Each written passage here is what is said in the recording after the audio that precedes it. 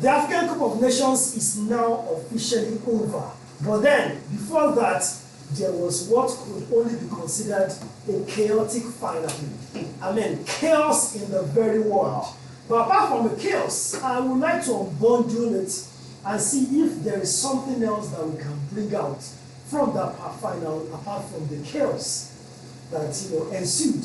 But first, let's say congratulations to Senegal. And as you can see, we are gladly repping Senegal on our background, white and green. Predominantly green. I mean, Senegal was predominantly green yesterday. So we're repping Senegal. Congratulations to Senegal, the champions of Africa for the second time. And we have to be impressed with Senegal. I mean, in the last 4 editions of the African Cup of Nations, they've played 3 finals and they have won 2. Definitely, absolutely impressive, and this is what domination is about. Yeah, I mean, if you look at Senegal, I mean, it's coming out. There was one time they were not really dominant in African football. I mean, and all of a sudden, I think they realized, okay, what do we need to do? We need to do what? We do what? We brought in players from abroad as well, and also we made sure their academies, but also collaborating well with them. Academies from abroad, teams from abroad. So that helped them as well, and also you can see it in their players as well. Most times they have technical players in their team. Lots of them. They have in the eye, they got Ismail Assar. So you can see what that shows that there's a clear pathway for them. For Senegal. I mean, you look at the starting level of Senegal. How many players are even playing in Africa? Yeah. Not less of in Senegal. You got players in Premier League, players in top leagues in Europe.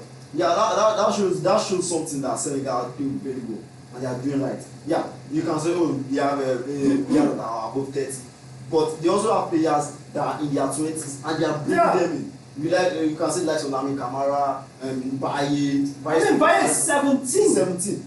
Play for Paris Saint-Germain.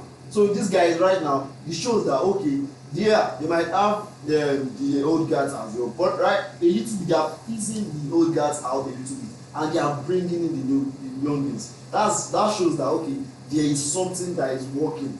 It's not about they are scouting for players. The players themselves want to play for. I mean, Mani already said that this will be his last African Cup of Nations, but you take Mani out of that team, there is Ndiaye, there's Ismail Assar. So you will say that they have more than players Mani. So if you look at it, it shows that okay, the young players also want to play for Senegal. It's not about can this guy play for us? And they say, oh, I'm trying to wait for France to play for France. No, they want to they can see that okay, this Senegal, they are doing very well on the continent. They have been dominating on the continent. Okay, why can't I play for Senegal? Instead of wasting my time waiting for France that might never come So let me just go and play for Senegal. So it's honestly it's a good one that what Senegal are actually doing in their country. Yeah, let's talk about that final. How controversial would you say that final was, especially when it comes to officiating? When it came first out, I thought the referee was fair. Yeah. But suddenly it felt like things just turned around. Maybe as the game grew, things changed. How controversial would you say that final was? Talking about the final, I think I can have exceptions to the match they played yesterday because it was obvious the referee was behind them. Yeah. But yesterday, I think the referee officiation was still decent enough, especially in the final. There are lots of balls that you actually give even for Senegal. But the only place where I felt the guy down to see was when that particular one. Because I believe the referee bowed. Take us through that goal. Why should that goal be ruled out? I mean, so some will say that there was a push, but it was slight. But slight push is still a push. Yeah. Some will say it was soft. But whether it's soft or it's hard, it looks like it's at the decision of the referee. Yes, of course. You can't take out puzzle in the box when there's a corner.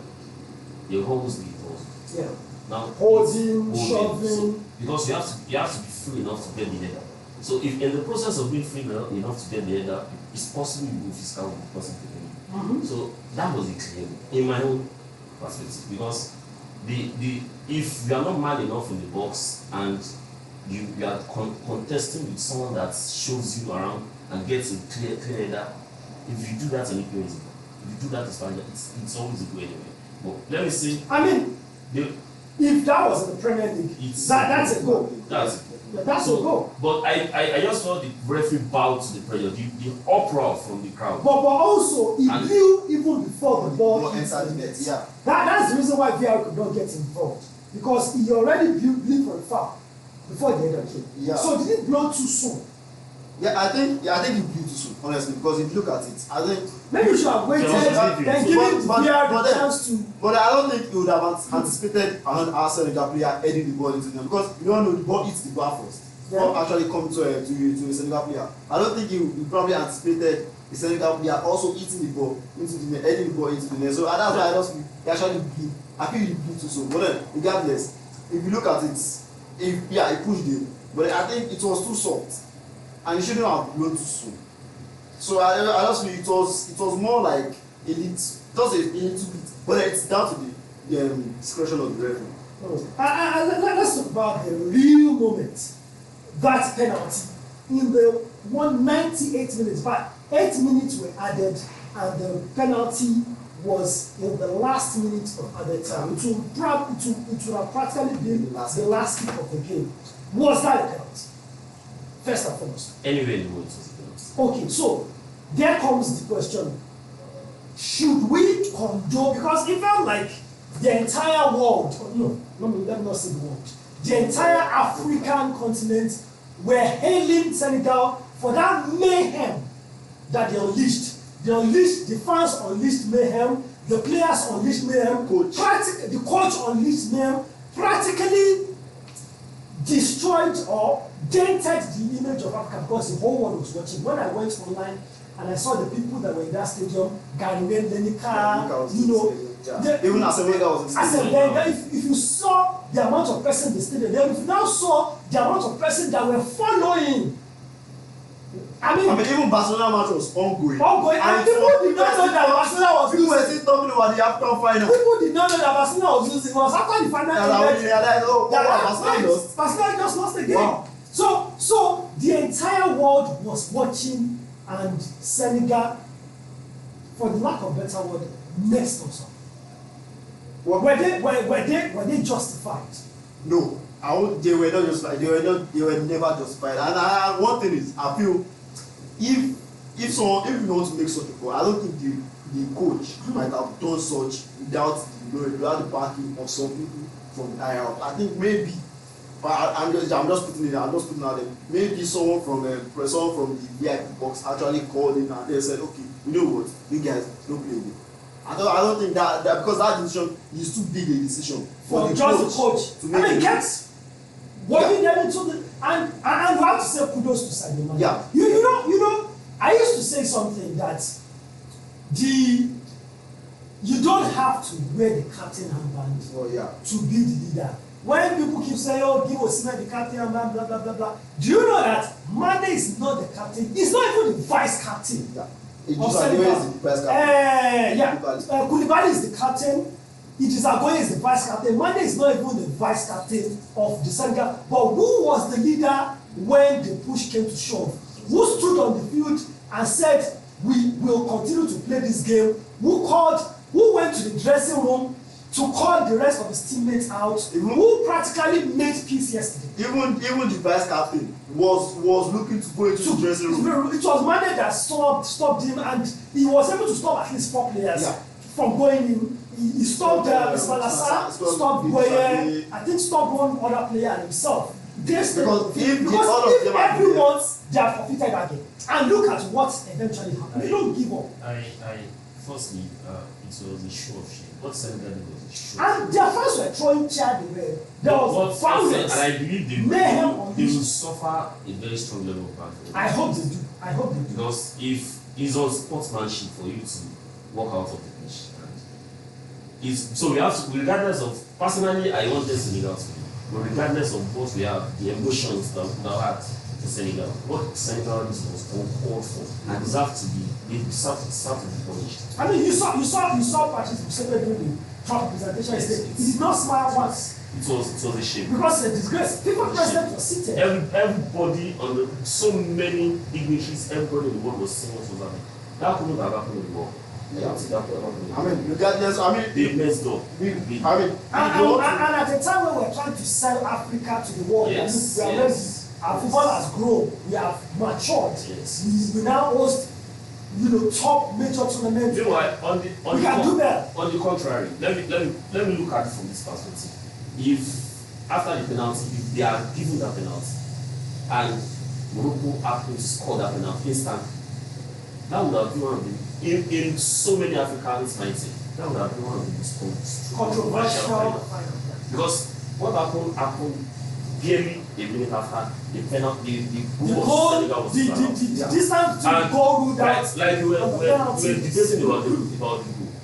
Let me be sincere with you. 80-something minutes before the end of the game, a few minutes to the end of the game, and Senegal scoring that kind of goal, most referees will bow to the pressure. Consider the fact that it's a Morocco that was host country. Few minutes to the end of the game, and that kind of goal that's a little bit shaky. Most of the refs would have bowed. I feel that was what happened. Let's talk about Morocco themselves. I mean, yes, they were good, but they felt like they were hugely favored by some favorable calls. There's no doubt. Yeah, I would say Morocco were, they got players, they got Star Hakimi, Mazraoui, but then. Were they good enough to win this thing? No, if you look at it, it was only Brian Diaz that scored. I'll say 70% of their goals came from Brian Diaz. You know Brian Diaz from the team, they have nothing. Are you happy? What you could see? You saw how you Kabi in the final. He missed a goal that I should have scored. So if you remove Brian Diaz, same thing Eric Chelsea, he took away Brian Diaz and they couldn't score anything. Same thing happened in the final as well. Took away Brian Diaz, nothing happened as well. So it's not like Morocco were that great. But then they had the help. Brian Diaz was on his A game throughout the tournament up until the final up until the minute of the final. So I just feel Morocco, they were headed to the final. I mean, tackles. Definitely tackles. I mean, congratulations once again to Morocco. The tournament is over now. Let's talk about their words. It felt like it was conversation time.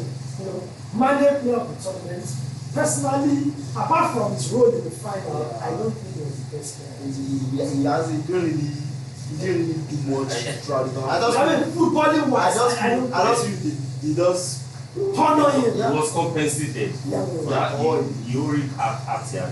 I feel like if Brian Diaz has scored that penalty, to me, Morocco, even without him scoring that penalty, Brian Diaz was the best player. I think we have won both the best player and that is who's scoring. And now we're ending I want to give the close to Senegal.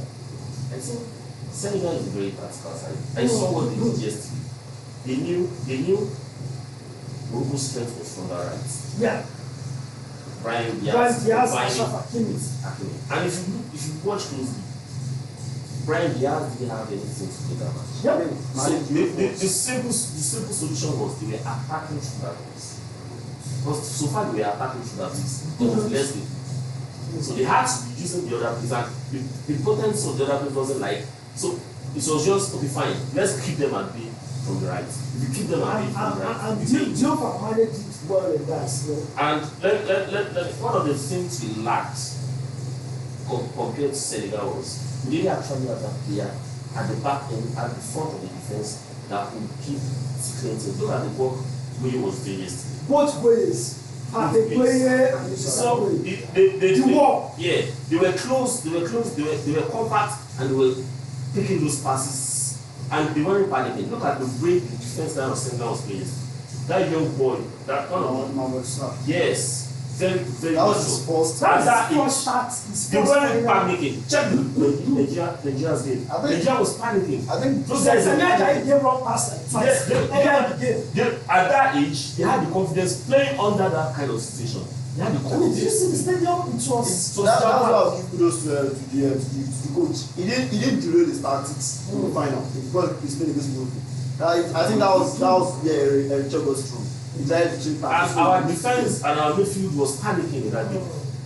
Okay, all right. So player of the tournament who should have been instead of Mali? I would have gone with Ibrahim Diaz. Okay, I go for that. Best goalkeeper. Yeah. Bruno or Young player.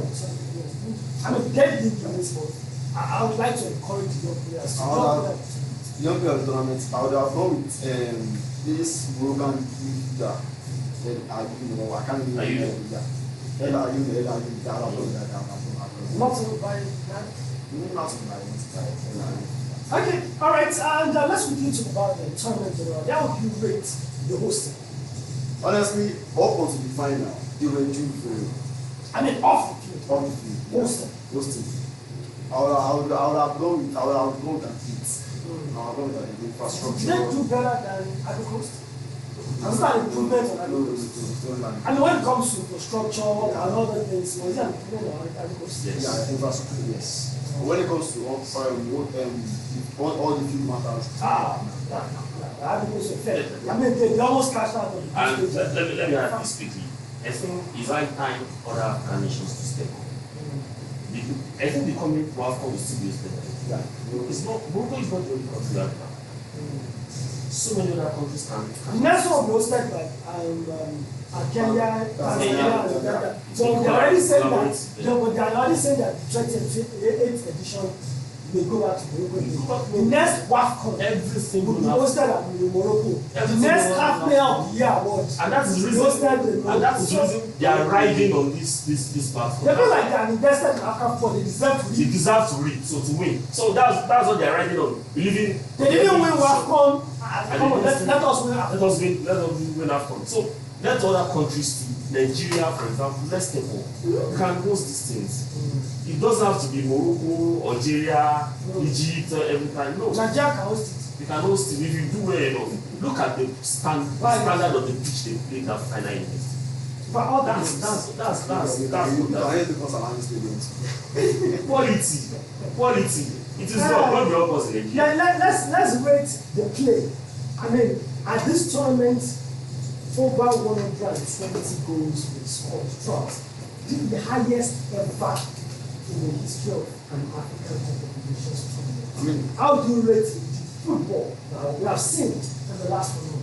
I mean, in Ivory Coast, I felt goals were scored, but I think the race deeper in this one. It was fantastic. So 4 goals, 5 goals, and 1 game. Honestly, it was really 3-2s, 4-1s. The big boys showed class.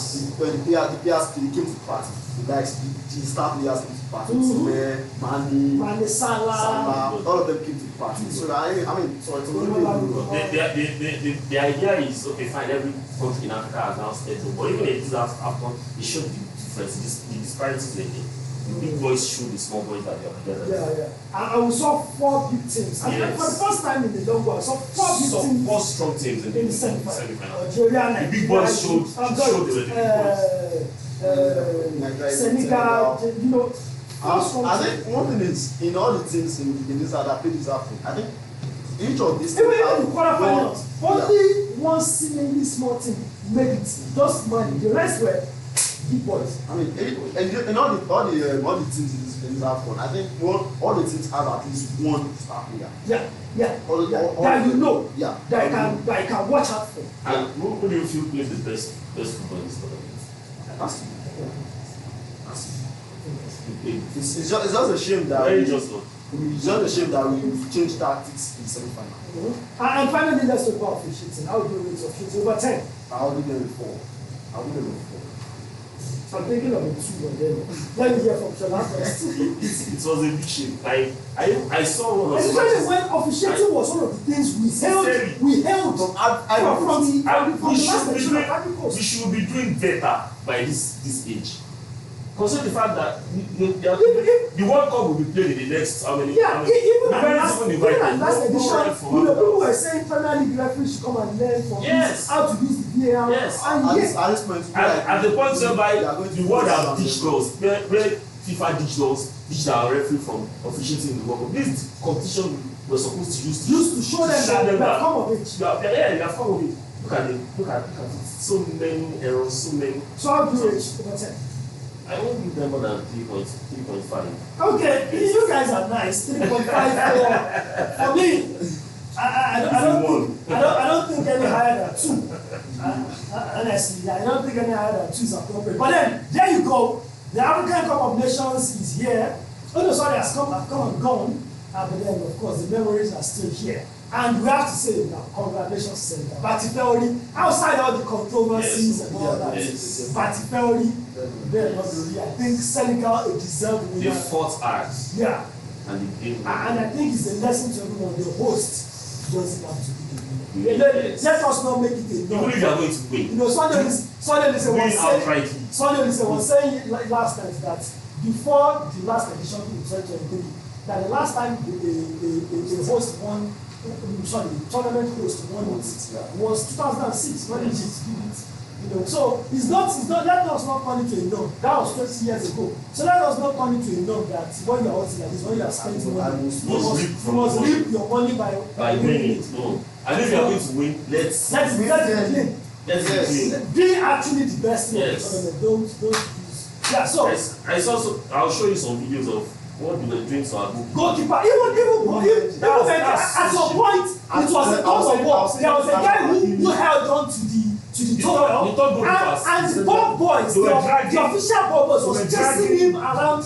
Come on. That's the shit. Come on. Like the official ball boys, the official ball boys were chasing him around the field. The fact that they've been given the hosting rights alongside Portugal and Spain, this is what they will be doing when it's time to host the World Cup in 2030. I mean, they have not shown themselves that they are gracious hosts, and I just hope that FIFA has seen this. And even the quality of football they play, I'm not. I really hope that FIFA has seen this. Anyway, congratulations to Senegal, champions of Africa. And of course, that signals the end of the African competitions. What do you think about this tournament? What do you think about some of those things that we're speaking about?